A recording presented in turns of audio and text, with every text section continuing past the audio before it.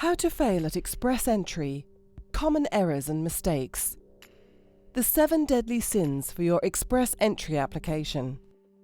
Express entry is unforgiving because it is done online and you no longer get letters from IRCC requesting that you correct any mistakes made in your application. Under express entry, any errors or omissions made by you, the applicant, will result in your application not qualifying out of your pool of candidates. And if the errors involve falsifying your personal information, you may find yourself banned from entering Canada for 5 years, or deported if you're already in the country.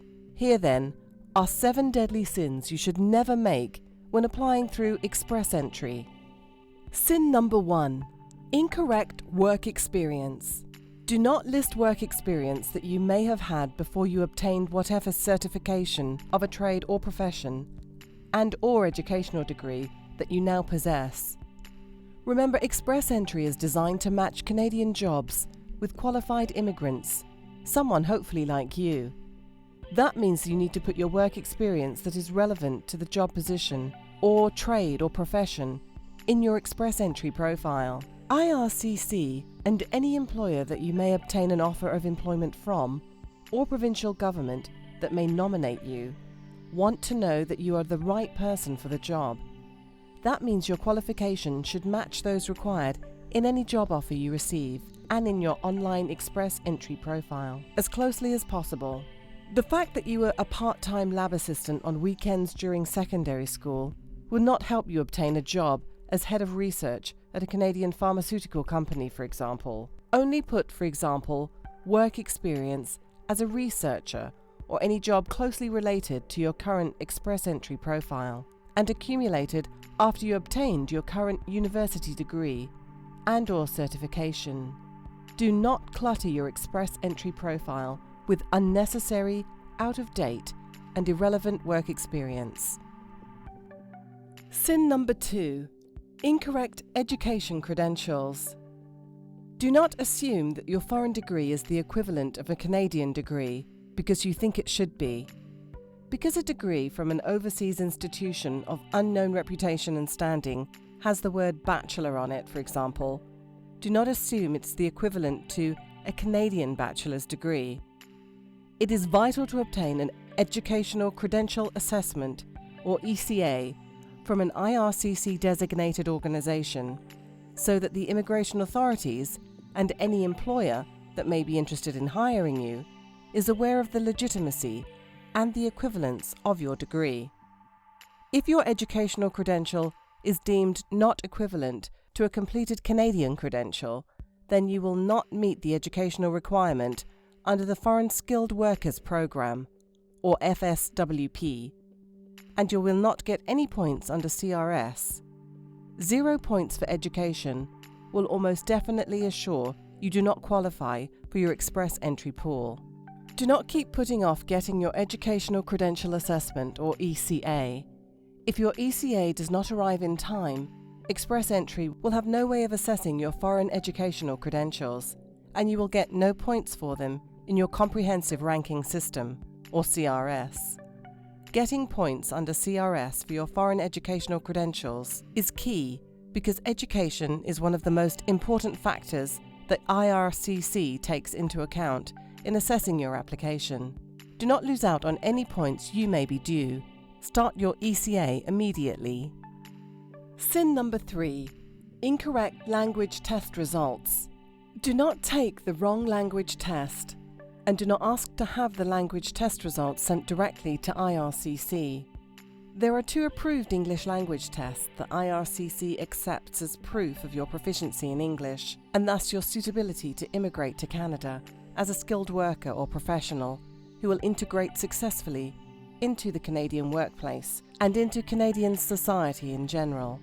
These are CELPIP, Canadian English Language Proficiency Index Programme. They have 3 different language tests. You must take the CELPIP General Test and not the other 2 tests. IELTS, International English Language Testing System. They have 2 different language tests. You must take the General Training Test and not the other academic test. As well, you must ask CELPIP or IELTS to send the test directly to you and not to IRCC. When you get the test results, copy the information down and send the copied information along with your express entry application. Do not send the original test result, as you may be asked to provide it at some point in the future. Sin number 4. Incorrect job offer. Do not submit a job offer from an ineligible employer. The following employers may not offer a job under express entry. An embassy cannot offer you a job. A high commission or consulate in Canada cannot offer you a job. No employer on IRCC's list of ineligible employers may offer you a job. No employer who is hiring you for jobs located in the province of Quebec may offer you a job. No employer who has been in business for less than a year may offer you a job. For example, if your second cousin's ex-husband set up an import-export business 3 months ago with almost no sales and run out of his garage in Brampton, do not expect IRCC and express entry to approve of any job he may offer you.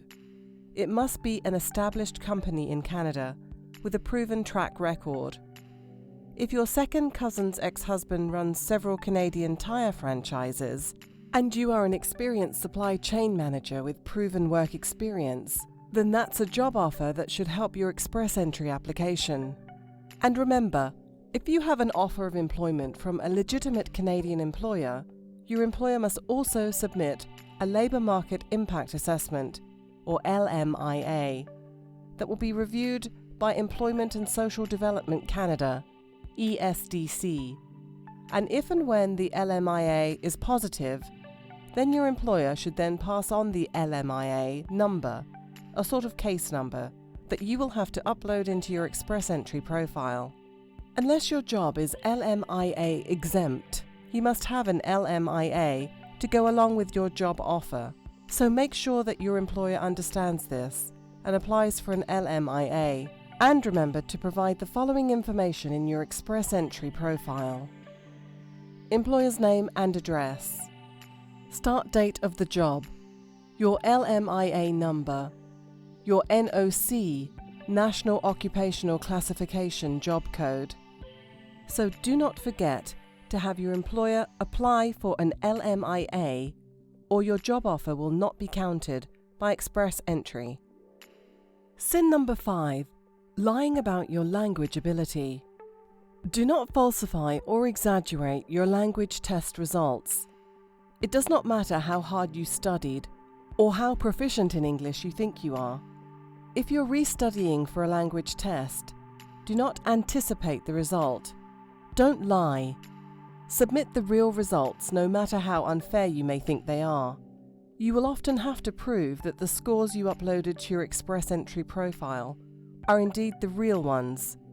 That's why IRCC requires you to hold on to the original results. They may wish to satisfy themselves that you are not misrepresenting the test results. Falsifying results can get you deported or banned from entering Canada. It's not worth the risk.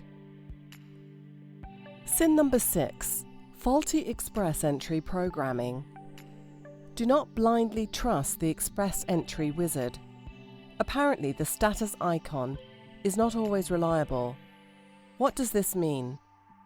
The wizard may list your express entry profile as complete, as opposed to in progress, when in fact there are parts that are missing.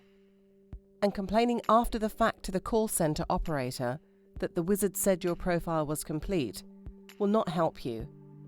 Review your express entry profile and application several times to ensure that all the sections have been correctly completed.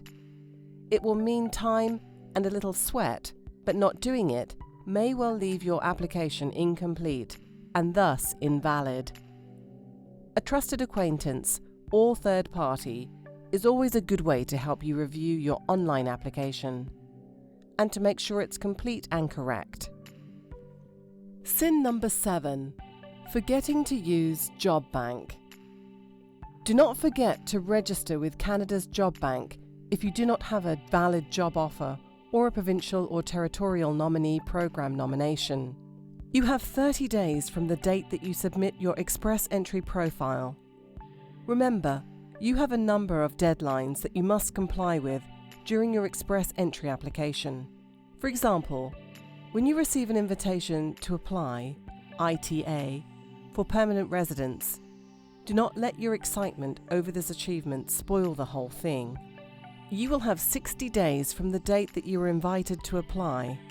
That's the date on the letter or invitation, not when you remember to apply for permanent residence.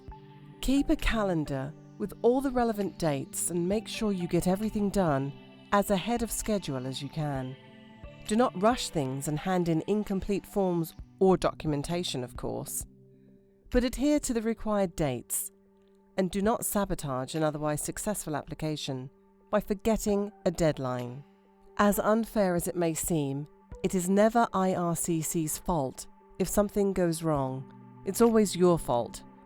You may wish to hire a lawyer to fight the immigration authorities if you have the money and the patience and are willing to gamble on a favourable outcome from the Canadian courts. Or you can take ownership, as they say, of your express entry application and double and triple check each step and make sure you get everything done completely, done accurately, done on time. Give IRCC exactly what they request, no more and no less, and your application will have the best possible chance of succeeding.